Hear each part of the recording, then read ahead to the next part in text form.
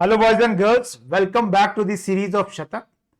शतक यानी 100 कॉन्सेप्ट की एक ऐसी सीरीज जो टॉप 100 जेई कंटेंडर्स को ध्यान में रख करके बनाई गई है। गाइज, इसमें आपको आउट ऑफ बॉक्स थिंकिंग के क्वेश्चंस मिलने वाले हैं। तो आज बारी है कॉन्सेप्ट नंबर 9 की। देखते हैं क्या छिपा है। कॉन्सेप्ट नंबर 9 यानी क्वेश्चन नंबर 9 में अगर हम देखें, पूछा गया है find the maximum value of the function F x Y Z which is given 8xyz square minus 200 bracket के अंदर x plus y plus z। Basically एक 3 वेरिएबल फंक्शन है जिसकी वैल्यू हमें मैक्सिमाइज करनी है under the constraint x plus y plus z equal to 100।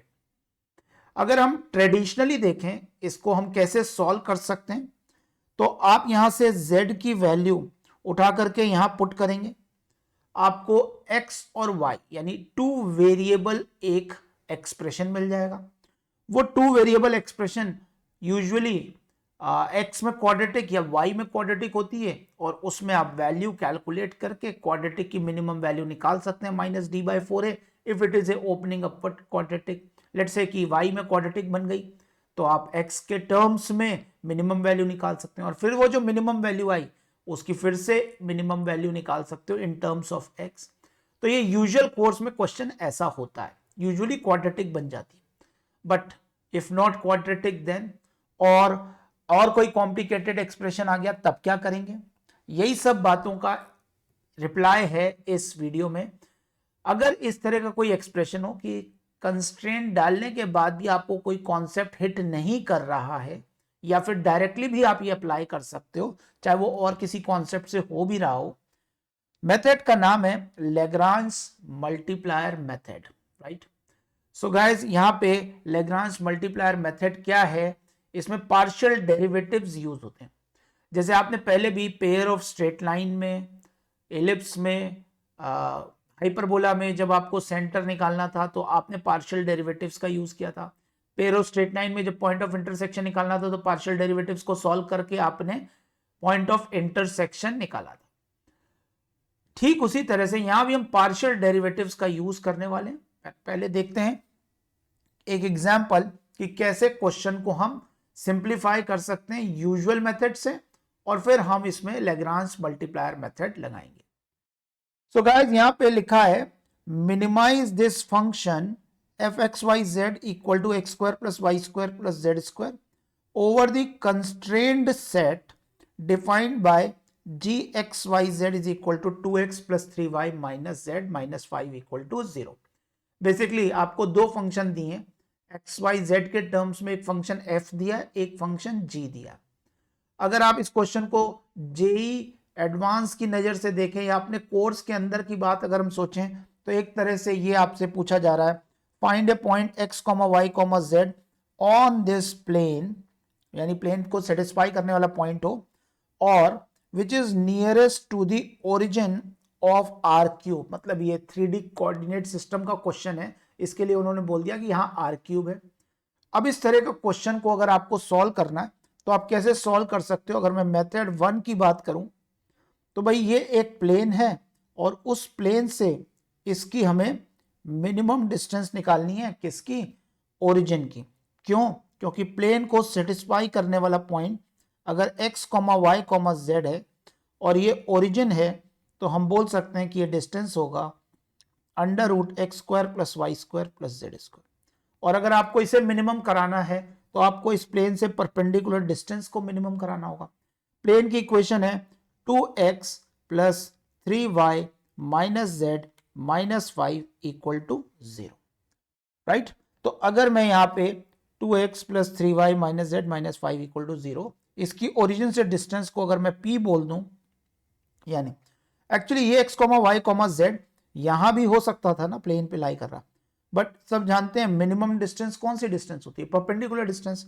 तो if we talk about p यानी कि under root of X square plus Y square plus Z square, इसकी मिनिमम वैल्यू की बात करें तो इट इज 0,0,0 से इसकी डिस्टेंस, यानी कि 0 प्लस 0 प्लस 0 माइनस 5 का mod upon under root of 2 का स्क्वायर प्लस 3 का स्क्वायर प्लस -1 यानी 1 का स्क्वायर, ये सॉल्व करने पर 5/√14 आ रहा है। अब अगर हम यहां से पी स्क्वायर की बात करें तो ये हो गई X square plus Y square plus Z square की मिनिमम वैल्यू,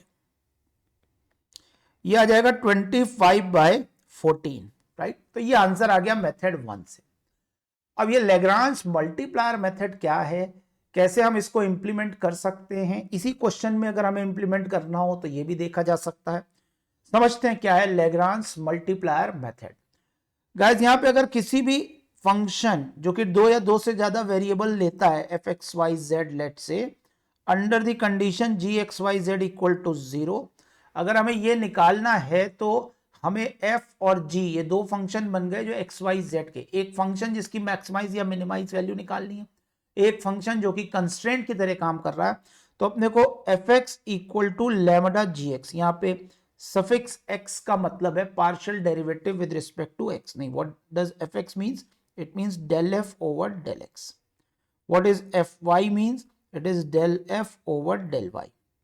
ऐसे ही fz का मतलब del f over del z हम ले सकते हैं, यानी ये पार्शियल डेरिवेटिव्स हैं। इन पार्शियल डेरिवेटिव्स को यानी fy is equal to lambda G Y and fz equal to lambda G Z रखें, इन तीनों को सॉल्व करें तो हमें दिख रहा है कि x की value in terms of lambda आ जाएगी, y की value in terms of lambda आ जाएगी एंड सिमिलरली z की value in terms of lambda आ जाएगी। ऐसा करने के बाद आपको इस x y z को कंस्ट्रेंट वाली इक्वेशन में रख देना और उससे हमें लैम्डा निकल आएगा। अगर इसको हम कंस्ट्रेंट्स में रख दें तो यहां से हमें लैम्डा की वैल्यू फाइंड आउट हो जाएगी और उस लैम्डा को वापस सब्सटीट्यूट करके हम एक्स वाई जेड की वैल्यू निकाल सकते हैं, वो पॉइंट जो मैक्सिमम या मिनिमम डिस्टेंस पे होना चाहिए। बहुत ही क्लियर है कि यहां हम डेरिवेटिव्स की बात कर रहे हैं तो एक्स वाई और जेड के रिस्पेक्ट में फंक्शन डेरिवेबल होना चाहिए, यानी उसमें कुछ ऐसा ना आए, कोई ऐसा एलिमेंट ना आए जिससे फंक्शन नॉन डेरिवेबल होता हो। नॉर्मली जो पॉलिनोमियल्स होती हैं इस तरह की, या कुछ भी ऐसे फंक्शंस जो आप जानते हैं कि ट्रेडिशनल फंक्शंस अपनी डोमेन के अंदर कॉन्टिन्यूस एंड डेरिवेबल होते हैं, तो वो सारी चीजें हमें दिख रही होंगी। अब यही जो एग्जाम्पल हमने किया था उसी एग्जाम्पल को हम दोबारा इस लैग्रांज मल्टीप्लायर मेथड से करके देखते हैं और फिर आज के क्वेश्चन पे आ जाएंगे। तो गाइज यहां पे लिखा है X square plus Y square plus Z square, जिसे मैक्सिमाइज करना है। तो अगर मैंने पहले लिखा del F over del X और मिनिमाइज करना इसे में लैम्डा टाइम डेल जी ओवर डेल एक्स, इसे हम सॉल्व करें तो पहला एक्सप्रेशन आ रहा है, इसका डिफरेंशिएशन आ जाएगा 2x और इधर आ जाएगा 2 lambda, right. Then del F over del Y अगर हम लिखें और इसको अगर हम डिफरेंशिएट करें लैम्डा के रिस्पेक्ट में तो यहाँ पे आ जाएगा ये आ जाएगा basically lambda D G over D Y लिख दें तो ये आ जाएगा कहीं ना कहीं 2y is equal to, this is actually 3 lambda, right. और ऐसे ही तीसरी कंडीशन अगर हम सोचें del F over del Z is equal to lambda del ji over del Z, इसको अगर हम सिंप्लीफाई करें तो वी कम टू नो कि ये हो रहा है 2z equal to lambda times -1। इससे हमारे पास x, y और z की वैल्यू आ गई। अगर मैं x की वैल्यू देखूं तो हमारे पास आ गई लैम्डा, y की वैल्यू अगर मैं देखूं तो 3 लैम्डा बाय 2, और अगर मैं z की वैल्यू देखूं तो आ जाएगी माइनस लैम्डा बाय 2। तो गाइज ये हमारे पास आंसर्स आ गए x, y, z के। अब इसे इस कंस्ट्रेंट पे रख देना, यहां कंस्ट्रेंट पे रखें, कंस्ट्रेंट था 2x plus 3y minus Z minus 5 equal to 0, यानी कि यहां पे 2x, what is x, x is actually lambda and 3, this is 3 lambda by 2 minus z का मतलब minus lambda by 2 minus 5 equal to 0। इसे सॉल्व करें तो ये आ रहा है 2 plus 3 by this will become 9 by 2 plus 1 by 2। So lambda की वैल्यू कहीं ना कहीं हमें 5/7 दिखाई देने लग गई, लैम्डा इक्वल टू 5/7। नाउ अगर हम इस लैम्डा की वैल्यू को फाइंड आउट कर चुके हैं तो हमें वो पॉइंट मिल जाएगा।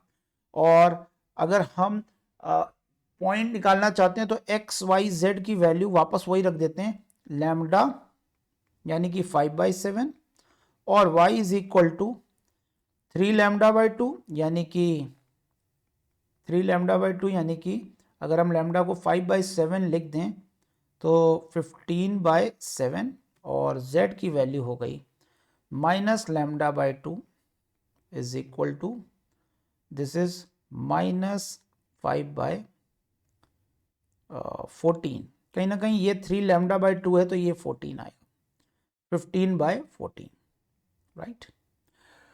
सो ये वैल्यूज निकाल ली हमने। अब हमें इसकी मिनिमम वैल्यू निकालनी है। Let say X square plus Y square plus Z square निकालना है इसके लिए, इस पॉइंट के लिए। तो हम लिख सकते हैं कि X square plus Y square plus Z square और कुछ नहीं बल्कि आप चेक कर लें सब में मतलब ये जो एक्स वाई जेड आया डिस्टेंस, इसको तो हम लिख सकते हैं सबके अपॉन में 14 स्क्वायर लिख सकते हैं। नोटिस करो ऊपर बन रहा है ये 5/7 विल बिकम 10/14, तो it is actually 100, this is 225 and this is 25, तो ये आ गया 350/14 का स्क्वायर। अब इसमें से एक 14 आप कैंसिल कर सकते हैं, राइट।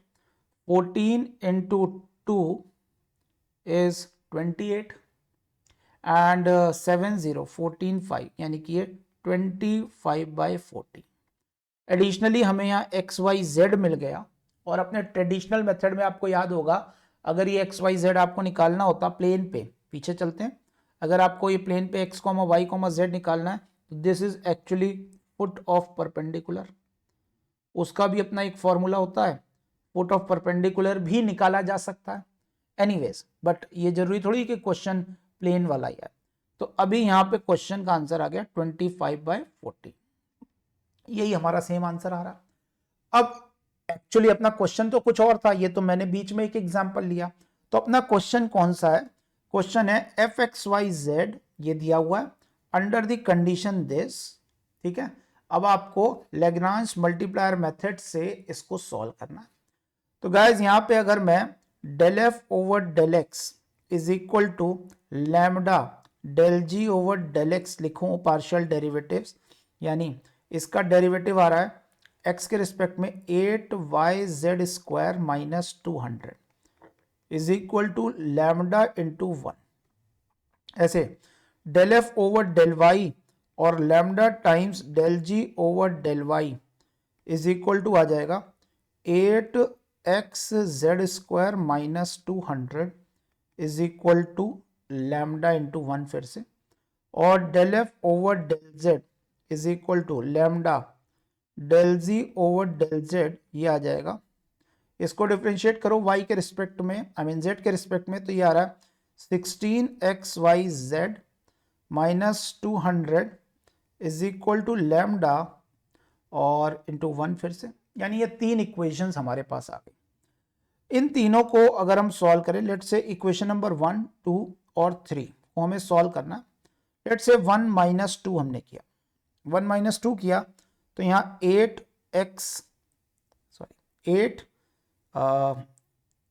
z स्क्वायर कॉमन हो जाएगा और ब्रैकेट में लिखे बचेगा y - x और बाकी आपस में कट जाएगा।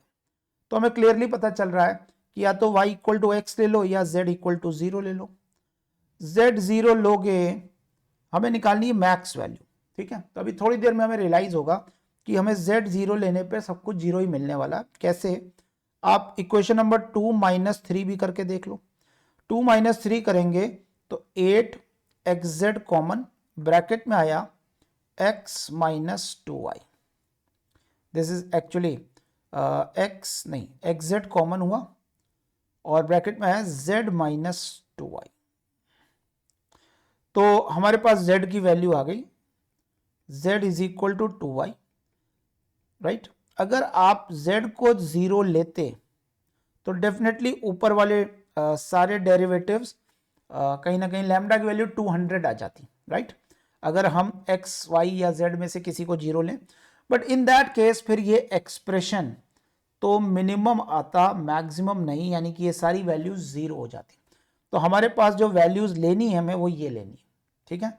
अच्छा, तीसरी मतलब हमारे पास कहीं ना कहीं अब जो x की वैल्यू आ गई वो y के बराबर होनी चाहिए और y की वैल्यू z/2 के बराबर होनी चाहिए, ऐसी हमारे पास वैल्यूज आ रही है। यानी कि तीनों आपस में डायरेक्टली प्रोपोर्शनल हैं, तो अगर एक को भी 0 लेते तो आप तीनों 0 आ जाते। अगर वो दूसरी क्वेश्चन भी आप सॉल्व करोगे तो उससे सारे 0 ही आ रहे होंगे, राइट।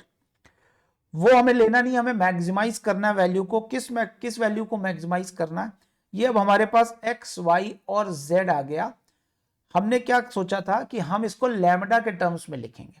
तो अगर हम यहाँ पे x, y और z को लैम्डा के टर्म्स में ना भी लिखें और सीधे इस चीज में फुलफिल कर दें, तो क्या हमारे x, y और z की वैल्यू आ जाएगी।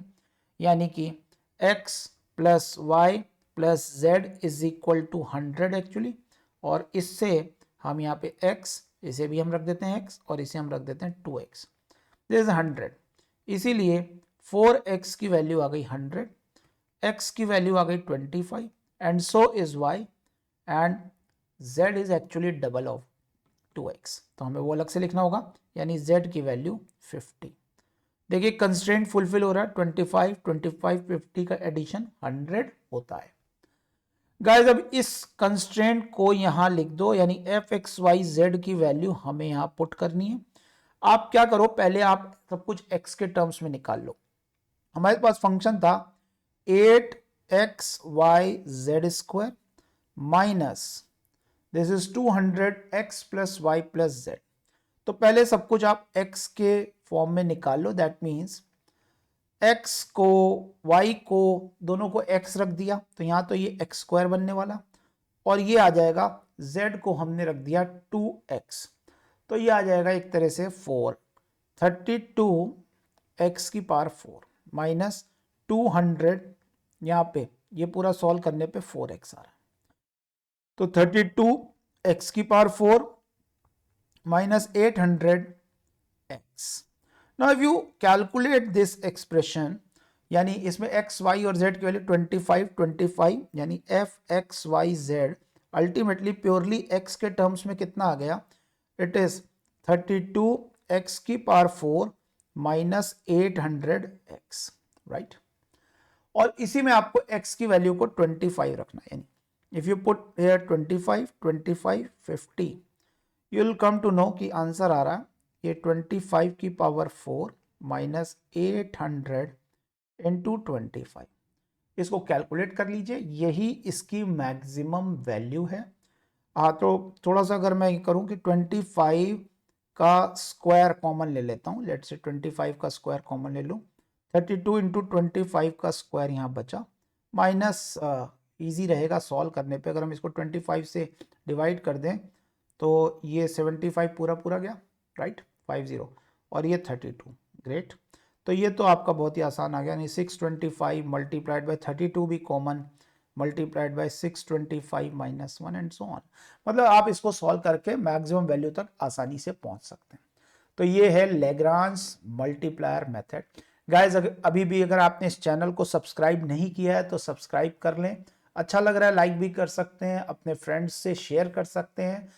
आज के लिए बस इतना ही। Thank you very much, wish you all the best.